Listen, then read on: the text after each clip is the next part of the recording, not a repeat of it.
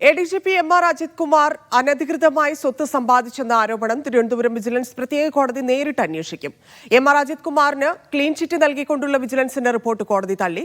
അജിത് കുമാർ തെറ്റ് ചെയ്തുവെന്ന സാധ്യത തള്ളിക്കളയാനാകില്ലെന്ന് വ്യക്തമാക്കിയ കോടതി റിപ്പോർട്ടിന് മുഖ്യമന്ത്രിയുടെ അംഗീകാരമുണ്ടെന്ന വാദവും തള്ളി. ADGP MR അജിത് കുമാറിനെതിരായ അനധികൃത സ്വത്ത് സമ്പാദന കേസിലെ വിജിലൻസ് അന്വേഷണത്തിലെ വീഴ്ചകൾ വ്യക്തമാക്കുന്നതാണ് കോടതി ഉത്തരവ്.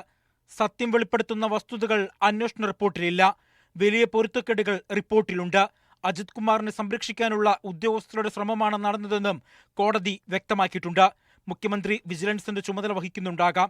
എന്നാൽ ഭരണപരമായ കാര്യങ്ങൾ മാത്രമാണിത്. കുറ്റകൃത്യം തീരുമാനിക്കേണ്ടത് നിയമത്തിന്റെ അടിസ്ഥാനത്തിലായിരിക്കണമെന്നും കോടതി ചൂണ്ടിക്കാണിക്കുന്നു. ഇത്തരം വിലയിരുത്തലിന്റെ അടിസ്ഥാനത്തിലാണ് അനധികൃത സ്വത്ത് സമ്പാദനത്തിൽ നേരിട്ട് അന്വേഷണം നടത്താൻ തിരുവനന്തപുരം വിജിലൻസ് കോടതി തീരുമാനിച്ചത്.